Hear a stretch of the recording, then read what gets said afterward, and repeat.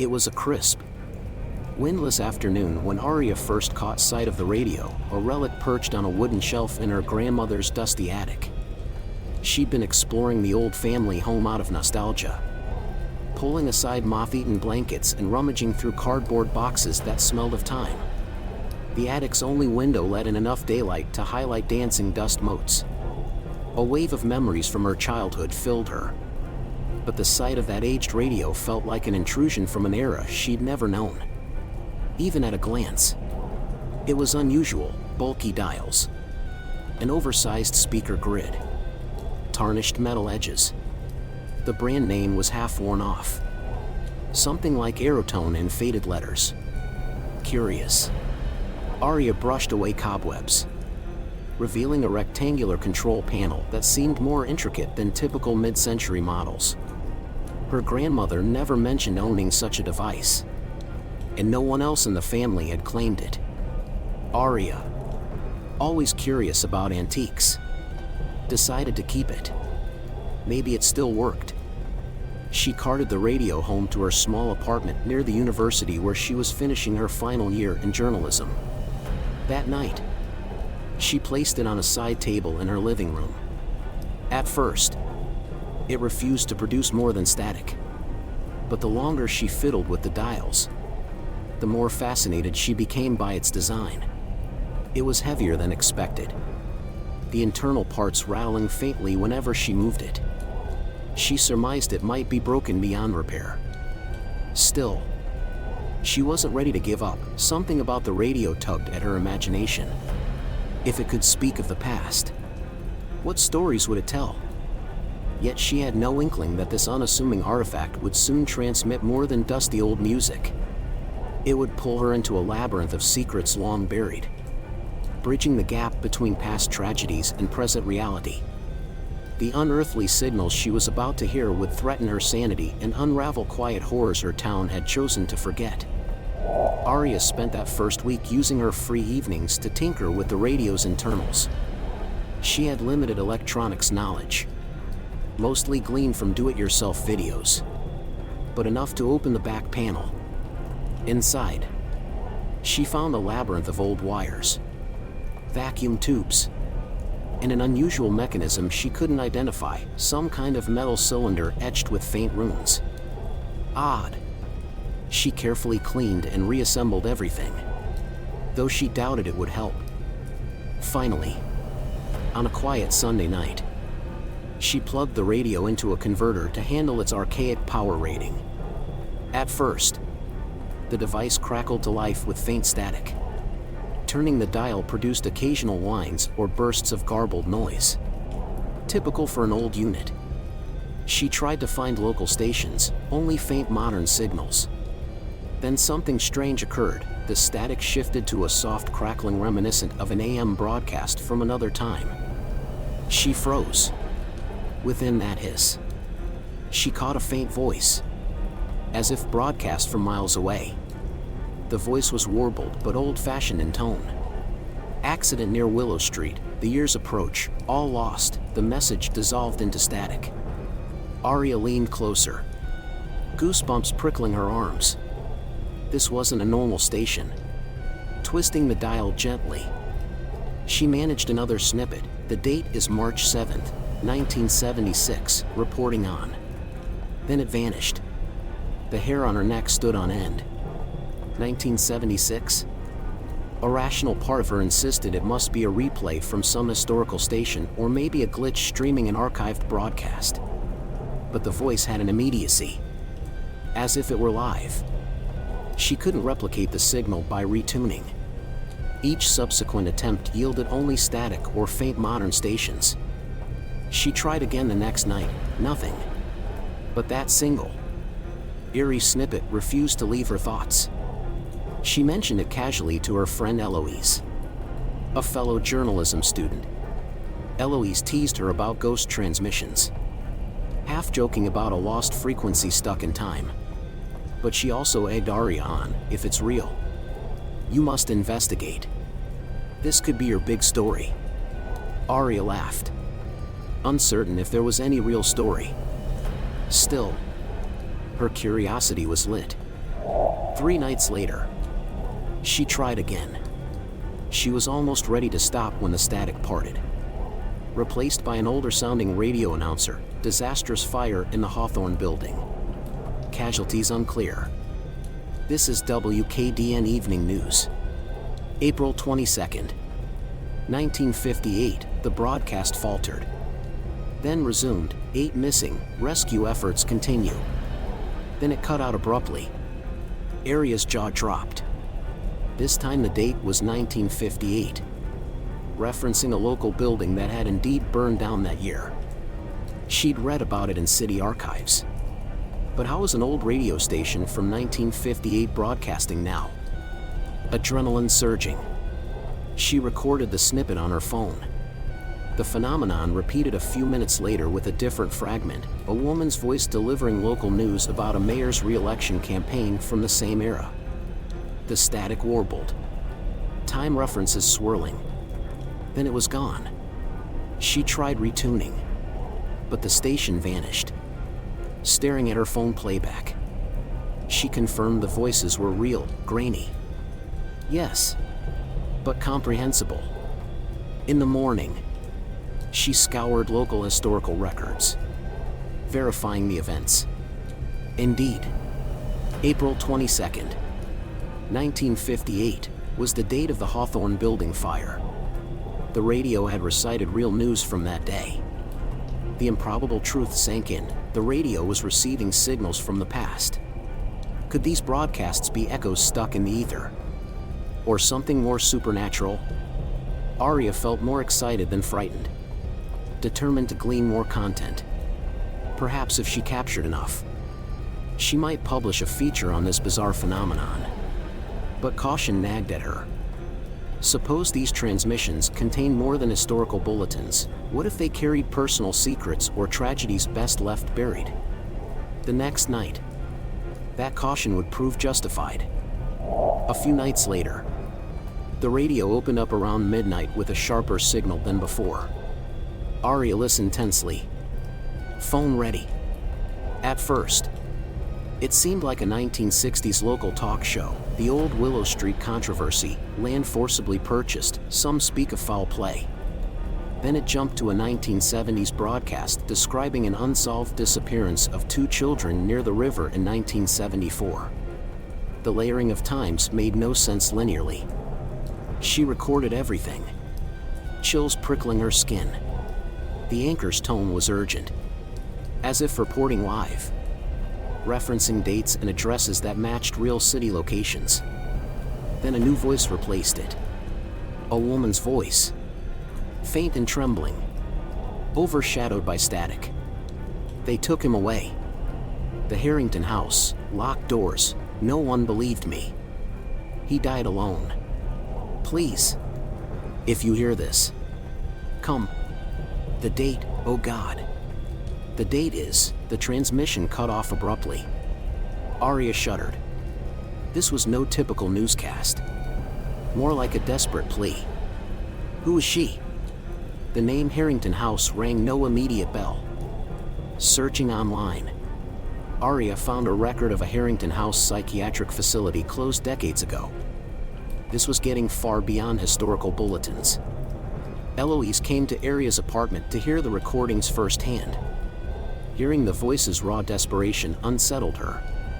It's like the radio is bridging some dimensional gap, Eloise said. Or maybe replaying lost transmissions. But the woman's plea felt too personal, too direct. Aria couldn't shake the feeling that the ghostly voice was calling for help across time. She decided to keep listening, hoping to glean more clues. Aria expanded her research. She interviewed local historians, gently describing the possibility of archived broadcasts. Some laughed at the notion. Others recognized the events she mentioned but had no explanation for how she'd heard them. She spent hours in the public library's microfilm archives cross-referencing every snippet. She built a timeline of tragedies and controversies her radio glimpses alluded to: shady land deals, unexplained vanishings, a rumored cover-up at Harrington House. Strange how many local mysteries had been overshadowed or lost. She realized each partial broadcast pointed to dark chapters in the town's past, a tapestry of silent wrongdoing. One day, she discovered a scribbled note in an old town record, referencing a wavelength of the dead. Some local lore implied that certain old radios could catch echoes from the beyond if they'd been in contact with emotional tragedy. Aria recalled that her grandmother's attic was once rumored haunted after a family tragedy. Could the radio carry that residual energy?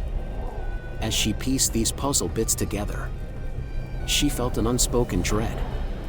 If the radio was exposing hidden wrongs from decades earlier, might it also demand resolution or retribution? She suspected that continuing to monitor the signals might lead her to uncover truths best left hidden. Late one Friday, the transmissions escalated. Around 2 a.m., the radio crackled violently, then erupted in a frantic broadcast from 1967. Police have cordoned off Maple Lane after an alleged homicide. Aria scrambled to record. Moments later, it cut to a man's anguished voice. "I'm telling you. They're lying about the cause of death. He was murdered." That voice died in static, replaced by a macabre sound of heavy breathing and distant screams. Aria's heart thudded. She fought an urge to yank the plug from the outlet, but forced herself to keep listening. Then she heard whispering, disjointed phrases about Harrington House, test subjects, unethical practices. The repeated mention of the facility chilled her. She glimpsed old city documents about Harrington House's abrupt closure in the 1970s after rumors of inhumane patient experiments. The official record was hush-hush, the building long demolished. As the hours ticked by, the transmissions took on an almost poltergeist intensity, voices layered over each other. Moans, a child sobbing, newscasters rattling off urgent bulletins. She felt she was eavesdropping on a mass of lost voices, each demanding to be heard. Finally, at nearly 4 a.m., the radio fell silent. Aria collapsed into bed, mind swirling with sorrow and confusion. The next morning, she woke to find the radio turned on by itself, dial spinning. She nearly dropped her coffee. Something was messing with her. Eloise, worried for Aria's mental state, insisted they approach the police or a local paranormal group. But who would believe them? Aria refused, wanting more proof. She insisted they must uncover the full story behind Harrington House. The murders, the suspicious land deals. These transmissions are crying for justice, she said. Eloise reluctantly agreed to help. They drove to the old Harrington House site, now a vacant lot near the river. The place felt heavy with gloom under a cloudy sky. They found cracked foundations, rusted chain-link fences. Searching the county building archives, they learned Harrington House was funded by shady investors in the 1950s, rumored to have tortured or exploited patients for secret experiments. The place shut down after a scandal, but no official charges stuck. The last director vanished. Aria's mind reeled at the parallels to the radio's cryptic references. That night, the radio's transmissions grew personal. A voice repeated Aria's name in a static-laden hush. "Aria, find the truth. They buried the bodies near the orchard. Harrington House, save us." Aria's blood ran cold. This was no random echo. She felt compelled to do something. The orchard mentioned was behind the demolished facility, a weedy field with ancient apple trees. The next day, Aria and Eloise ventured there, adrenaline surging. The orchard was eerily silent, trees half dead, gnarled branches scraping the sky. They searched for signs of disturbance. Sure enough, they stumbled upon a depression in the ground, uneven lumps possibly marking old graves. Eloise trembled. It matched the radio's cryptic message. Could unmarked graves from Harrington House's atrocities be here? They hurried to local authorities with their suspicion. A detective they spoke to seemed skeptical but promised a cursory check. Days later, minimal investigations concluded no conclusive evidence. They shrugged it off. Eloise felt relieved they tried. But Aria sensed the cover-up was deeper. The transmissions continued, more insistent. She realized that unless these secrets were publicly exposed, the restless spirits might never quiet. One stormy evening, the radio crackled with an anguished shriek that nearly made Aria drop her phone. Then a flurry of voices, each recounting torment at Harrington House, forceful sedation, unrecorded deaths. Static overshadowed their pleas, merging them into a chaotic wail. As Aria listened, something in the corner of her apartment fell over, as if an invisible force knocked it down. She gasped. The haunting was intensifying physically. She called Eloise, voice shaking, urging her to come immediately. Eloise arrived in the midst of a fresh broadcast. They sealed the files. No one will talk. Cursed building. The orchard was never purified. The lamp in Aria's living room flickered, the bulbs nearly bursting from some electromagnetic surge. The radio's dial spun on its own, each stop belching static and screams. Eloise shrieked, half expecting a poltergeist to appear. In desperation, Aria demanded the radio tell them what to do. A final warbling voice broke through. The orchard soil, a memorial must be recognized. Only truth undone can free them.